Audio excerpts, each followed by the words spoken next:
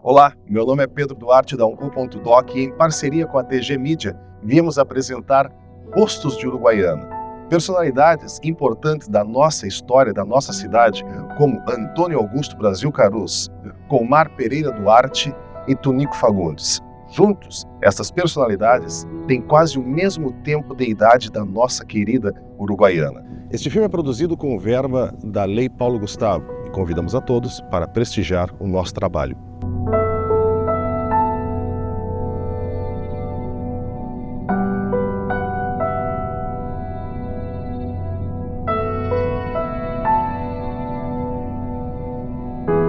Eu me considero um cidadão uruguaianense, sempre preocupado com as nossas referências culturais, históricas, né? E sempre disposto a brigar pelas coisas que eu acredito que sejam de alguma validade para a nossa gente, né? Eu sou um homem que não tenho partido político, meu partido é a minha querência, a minha terra, né?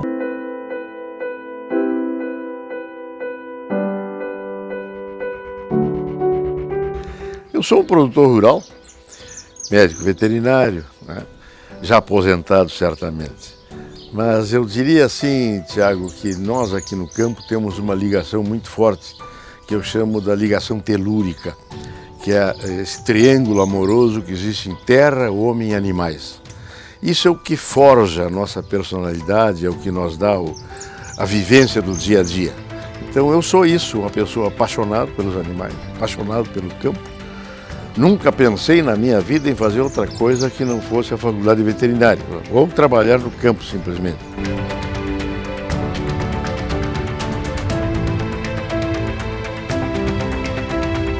Uma vida tão longa, né?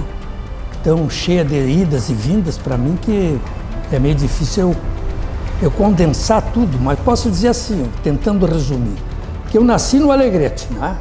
Família pobre, minha mãe era costureira, não é? Costurava para fora, e ela, uma coisa que eu nunca esqueci, mas me emociona muito, é que eu, não é?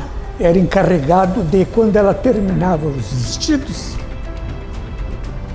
ela mandava eu fazer assim, colocava uma toalha, o vestido em cima, fechava e dizia assim para mim: Antônio Augusto, vai entregar esse vestido lá para a dona fulana no centro da cidade. Tu me volta com essa toalha e com dinheiro. Eu te digo que, como tu vês, a Califórnia foi uma dessas brigas minhas, né? Que nasceu de uma teimosia minha, de uma posição que eu tomei frente à discriminação do homem do campo, do gaúcho que vivia nos galpões, e que eu conhecia muito bem, porque eu fui criado, até os 10 anos eu vivi no campo. Eu brinquei de gado de osso, de cavalo de sarandi, de taquara, e aqueles homens que eu aprendi a respeitar desde muito pequeno, ouvindo os causos dele à beira do fogo, isso que parece lendário, mas que de fato sempre existiu, né?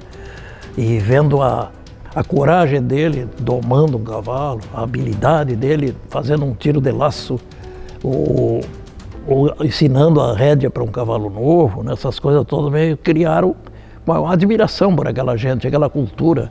É muito bom lembrar do passado, ótimo. Tenho lembranças maravilhosas, mas eu não vivo no passado, eu vivo no hoje. Para mim o importante é hoje, meus planos para hoje, para amanhã, para depois da manhã. Esses sonhos devem continuar sempre, é o combustível da vida da gente. Em Alegrete eu prestei concurso para a escola preparatória de cadete de Porto Alegre. E dali eu, depois de terminar o curso ali de 3 anos, eu fui para a Academia Militar das Agulhas Negras. Quando me formei lá, tinha que escolher a cidade, porque era chamado pela ordem de classificação no curso para escolher a cidade. O primeiro da minha turma, ele chegou, que era nordestino, e escolheu Uruguaiana. Foi aquela surpresa para todo mundo. Achei que ele escolheu o Rio de Janeiro, onde tinha cargos importantes. E ele disse: não, eu escolhi lá porque eu sou muito amigo do Caruso. E eu sei que o Caruso vai para lá. Não deu outro. Na hora que chegou a minha vez, eu era o 6º. Estava a vaga ainda para mim, eu escolhi aqui. Vim para Uruguaiana, sem conhecer Uruguaiana. Cheguei aqui, gostei muito da cidade. Gostei tanto que casei 2 vezes aqui. Casei 2 vezes e acabei prefeito de Uruguaiana, não é? Primeiro nomeado. Mas depois, quando eu pude escolher o que fazer na minha vida, e houve uma eleição aqui para prefeito, eu me candidatei. E deu certo, me elegi. Bom, aí chegando à cidade, como eu te dizia, eu topei com a novidade para mim, tudo era novidade. Na escola, os colegas de aula, a professora, a disciplina, né, o avental branco que se usava, né, tudo era novidade para mim, guri de campanha, criado no campo, né. Mas aí a minha experiência da escola, depois eu fui para o colégio Ginásio Santana, dos Irmãos Maristas, né. Também uma época muito bacana, fiz muitos colegas, muitos amigos entre os colegas, né? E foi uma época fabulosa. Eu vivi muitas coisas em Uruguaiana, certamente, desde guri, né? Enfim, Colégio Santana, aquela coisa toda. Mas as coisas que mais me marcaram em Uruguaiana foi o tempo que eu fui provedor da Santa Casa, né? Me marcou muito. Porque a gente conhece de perto a doença, a aflição, a angústia das pessoas, né? A necessidade do socorro, independente de classe social, independente de qualquer coisa dessa. Todas as pessoas são iguais nesse momento. Eu aprendi uma coisa importantíssima lá, Tiago. Assim, ó, quem faz a doença, ou a emergência da doença, é o doente. Até o momento que o médico chega e o atende, verifica a pressão, enfim, procedimentos padrão, né? E diz, não, está tudo bem, passou. Mas até esse momento ele acha que vai morrer, ele está sentindo uma dor, enfim. Então quem faz a emergência é o doente, isso eu aprendi lá. Acolher as pessoas, ajudar as pessoas, isso é muito importante. Uma mão no ombro, uma palavra amiga numa hora dessas, né? Então... Cheguei aqui e gostei muito da cidade. Primeiro pelo povo daqui, maravilhoso, né? Pelos amigos que eu fiz, depois pelas pessoas que eu conheci, que me deram os filhos, que eu tenho 4 filhas, né? E principalmente eu vi o seguinte, que aqui é uma cidade fronteiriça que representa muito para o Brasil, até porque como área de segurança que foi considerada, agora não existe mais isso. Mas realmente naquela época, quando havia aqueles conflitos, né, entre fronteiras aqui com a Argentina e com o Uruguai menos, havia necessidade talvez de haver aí uma classificação de área de interesse de segurança nacional. E eu vim para cá nessa condição. Depois, então, quando eu pude escolher o que fazer, quando terminei isso e voltei a trabalhar no Exército, né, na hora que eu pude escolher, eu escolhi Uruguaiana porque até tinha uma tia minha aqui, a tia Conceição, que foi muito boa para minha mãe. Ela era uma pessoa de Poços, tinha campo aqui perto, e ela ajudou a me criar. Então eu vim para cá por causa da tia Sessão. E eu, por um acaso desse, diz que nada é por acaso, né? Mas por um acaso desse eu terminei concorrendo à Califórnia. Porque o Paixão Cortes, que era nosso parceiro, a Califórnia teve um parceiro especial, foi o Paixão Cortes. Ele tinha um poder de mídia muito grande, ele tinha um programa aos domingos na Rádio Guaíba de Porto Alegre, e ele se empolgou com a história quando ouviu dizer, que a gente contou para ele que nós íamos realizar a Califórnia, um festival de música nativa. Então ele passou a apoiar, ele era o presidente da Ordem dos Músicos do Brasil, da seção Rio Grande do Sul. Ele colocou a sede da Ordem dos Músicos à disposição da Califórnia, terminou recebendo inscrições, foi lá o lançamento do primeiro disco e foi a Ordem dos Músicos do Brasil que patrocinou a Calhandra de Ouro, que é disputada até hoje pelos compositores do Rio Grande. Então ele dava muita força, mas naquela época a gente não sabia o que se sabe hoje, que qualquer festival, qualquer concurso tem que abrir inscrições no máximo uma semana antes, porque antes disso ninguém escreve música, ninguém escreve trabalho nenhum, né? Mas na época a gente não sabia nada disso. E abrimos as inscrições em agosto para um festival que se realizaria em dezembro. E além disso, naquela época muito pouca gente participava e muito pouca gente compunha música regional, né? Música nativa. Então isso aí foi que ninguém escrevia música. E passou o mês de agosto todo e começou setembro. Um dia o Paixão me liga. Ele diz, escuta, Colmar, não tem nenhuma música escrita em uruguaiano? Não tem, Paixão. Diz, mas então escreve as tuas músicas, bota as músicas aí para fazer número. Eu digo, mas olha, Paixão, eu acho que não fica muito bem, afinal fui eu que criei o festival, e aí eu escrevi minhas músicas para concorrer. E ele diz, não, mas tu vai fazer número, tu acha que tu vai ganhar alguma coisa? E escrevi 3 canções, nós escrevemos, minhas e do Júlio. Letras minhas e música do Júlio Machado da Silva Filho. Então entramos para fazer número, só que nós terminamos ganhando o festival, né? Então foi um negócio assim. Eu acho que, se o acaso não existe, foi uma oportunidade que Deus nos indicou, nos colocou nesse caminho, né, para mostrar para o Rio Grande o que nós queríamos. Então nós tínhamos que criar um grupo vocal, aí que nasceram os Marupiara, porque os Marupiaras, eles cantavam a 4 vozes e acompanhados com um teclado, né, para fazer música regional. Eles cantaram na primeira noite vestindo bombachas, na outra noite xiripás, e na noite final, em que fomos premiados com a Calhandra de Ouro, nós vestimos smoke.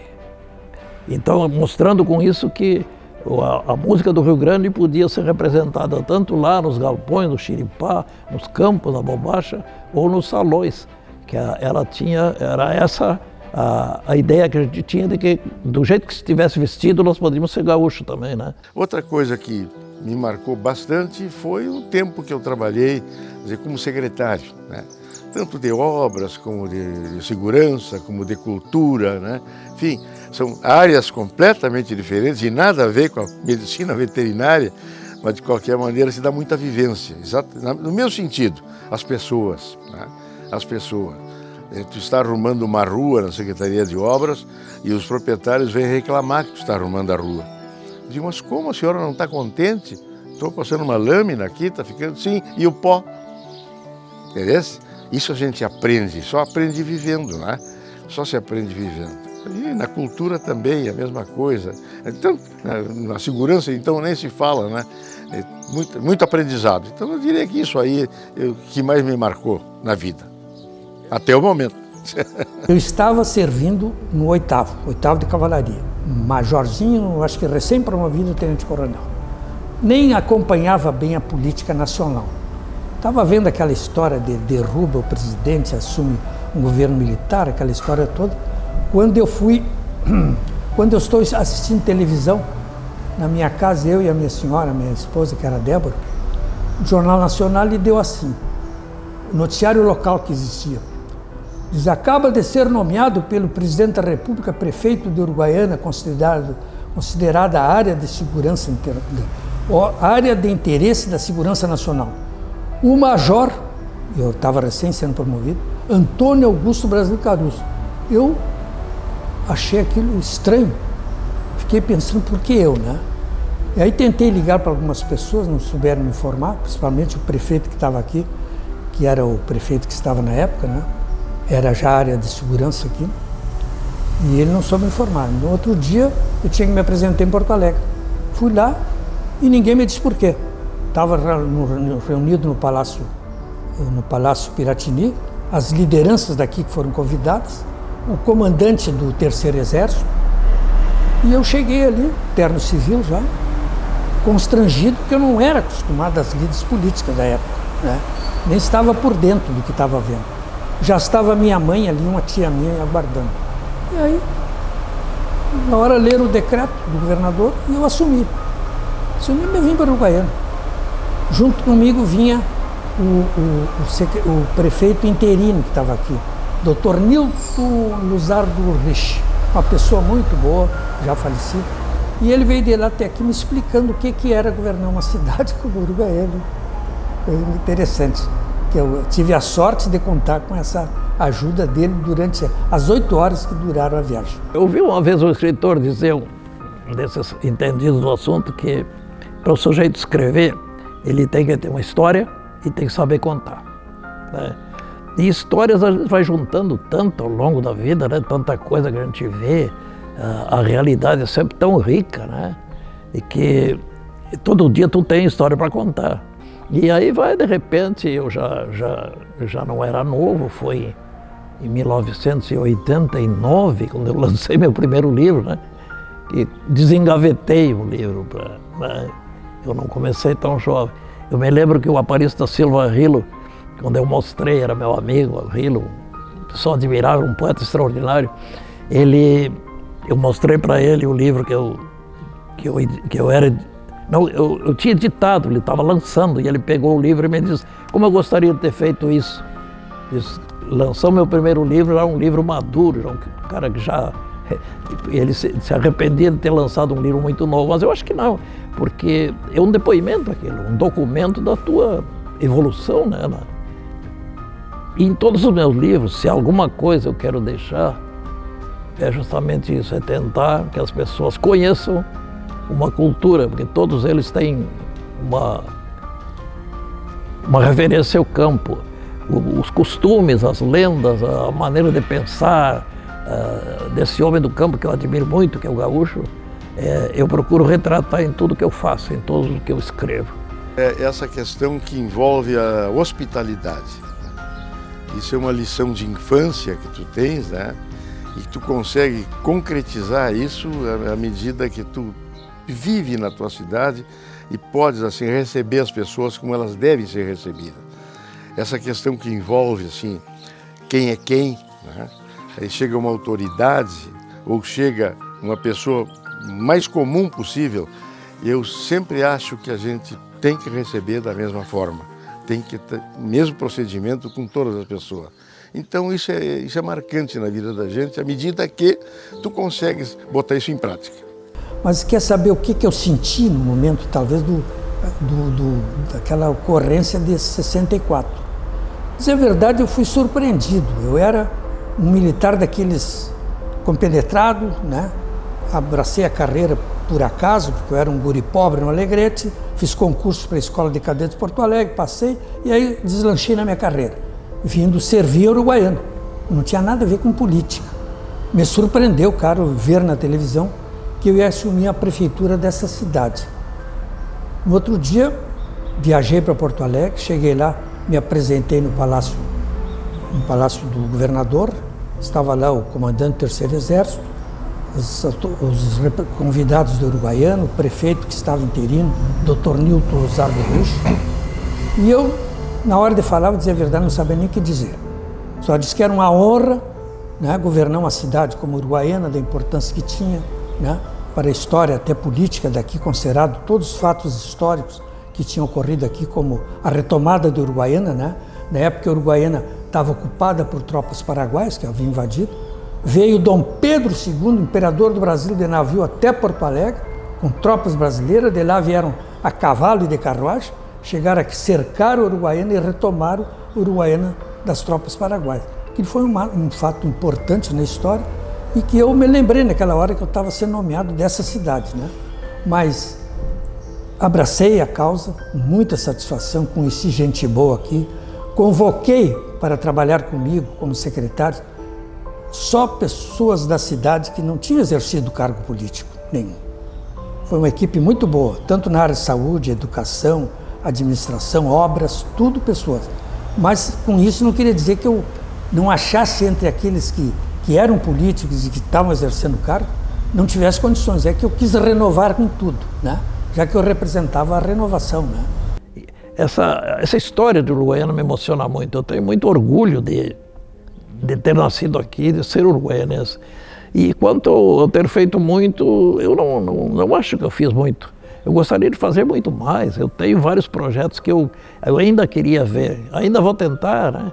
Se Deus não me levar antes, eu ainda espero poder fazer aqui o Memorial da Califórnia. Eu tenho um acervo muito grande e as pessoas precisam conhecer isso aí, precisam saber.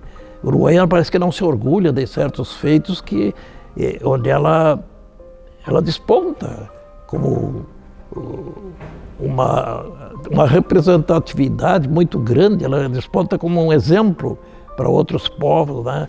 E ela parece que não faz muito caso disso aí. Eu acho que deixa esquecida essas coisas. E eu brigo por isso. Enquanto eu tiver força, vamos lá. O amor das pessoas pela cidade, o orgulho pela cidade. Nós fizemos há pouco tempo aquele trabalho Vem Viver Uruguaiana, né? Eu fiquei impressionado com o que repercute aquilo, não por a locução ser minha, eu estou dizendo pelo aquele texto, aquele envolvimento, chamando as pessoas para o orgulho da sua cidade. Então isso é o que mais me impressiona, mais me emociona, né? exatamente esse orgulho. Não é aquele orgulho exagerado, bairrista, dizendo que esse lugar é melhor que o outro, não. É o verdadeiro sentido pela sua cidade, são as suas coisas, são suas origens, né? É onde tu vives e é isso que deve te impulsionar. Eu gostaria que Uruguaiana tivesse, sei lá, uma escada rolante, um lugar, sei lá, qualquer bobagem dela. Tudo bem, mas isso não é fundamental. O fundamental é que a Uruguaiana permaneça com essa hospitalidade, com essa alegria que é característica da cidade. Tu vai a Paris, tu vai a Roma, tu vai, sei lá, tu vai lá, conhece, passeia, né? Enfim, pronto. Mas o lugar é aqui, sempre aqui. Eu estou com 88 anos, né?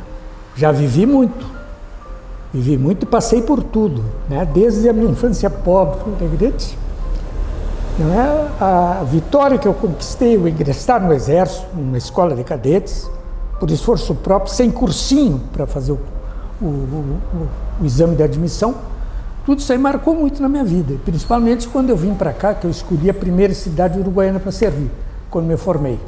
E aqui vieram depois as minhas filhas, as 4 filhas, meus netos, e isso tudo quando eu lembro eu me emociono muito. Eu considero a vida um desafio diário, né? Eu acho que o importante é dar esse significado diário à vida da gente. Eu não posso dizer que eu sou o tunico, ou que eu já fiz isso, ou que eu já fiz aquilo, não. Eu preciso basear a minha vida no que eu poderei fazer. Esse sonho, é um termo que eu uso muito, Tiago. A gente tem que tapear a aba do chapéu e parar de olhar o bico da bota. Tu tem que olhar longe, né? Tu tem que ver um horizonte mais longe, tu tem que ter vontade de fazer alguma outra coisa. E eu tenho vontade demais, eu acho. Eu tenho muita vontade, muitas coisas. A gente mal e mal termina um livro, né? Já está pensando em outro, enfim. É assim que a vida é. Então, isso que significa para mim, o desafio diário, viver, fazer o bem sem olhar quem, né? E tocar para frente. Então eu acho que a vida é isso, é tu ter consciência do teu destino, é descobrir quando é que é tu mesmo, quando ri ou quando chora. O que tu está fazendo aqui, o que Deus quer de ti, né? E eu pretendo, o dia que eu for embora, gostaria muito de deixar o mundo um pouquinho melhor do que quando eu encontrei, mas eu acho muito difícil. Eu acho muito difícil. Mas, enquanto tiver armas, vamos brigar. Sim. Saber que Uruguaiana tem esse significado para mim. Foi o primeiro lugar que eu escolhi para servir logo que me formei na Academia Militar. E depois tive todas as minhas 4 filhas aqui, todos meus netos. Isso para mim marca muito. Mas não esqueço nunca do meu Alegrete, né? Que eu nasci. É importantíssimo a fé em Deus, a organização da família, a liberdade de expressão, né? E a pátria. Então, eu imagino que daqui a 50 anos nós tenhamos um Brasil consolidado, tá? Respeitando as ideologias dos outros, respeitando a religião dos outros, que é Deus, né? Cada um tem o seu, ou não tem nenhum, não importa. Porque, no meu entendimento, o dom maior que Deus me deu foi o livre-arbítrio. Sou eu que determino o que eu vou fazer. Sou eu que sei o que é errado e o que é certo. Sou eu que pratico o erro se eu quiser praticar, ou o bem se eu puder praticar. Então isso depende muito de mim. E isto eu gostaria que prevalecesse, essa liberdade. Pode ter a tecnologia que tiver, pode ter recursos que tu quiseres, mas o interior da alma de cada pessoa, o interior é esse mesmo. Então, tomara as pessoas consigam manter essa chama acesa da dignidade, da liberdade, do livre-arbítrio, né? Do amor ao próximo, principalmente, né? Amor ao próximo não significa me apaixonar por ninguém, não. É exatamente desejar para ti tudo que eu gostaria para mim, só isso. É muito simples, né? Agora, dar para ti uma coisa que para mim não me interessa, ou que seja, não me faz falta, isso não é nada. Isso é absolutamente nada. Se daqui a 50 anos esses princípios ainda estiverem circulando por aí, eu sei lá onde vou estar, mas vou estar satisfeito.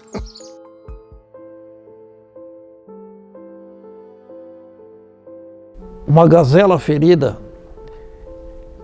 chora quando sente que vai morrer. A chama de uma vela fica amarelada e tênue quando está por se extinguir. E tu, em que momento tens consciência do teu destino? Quando ris ou quando choras?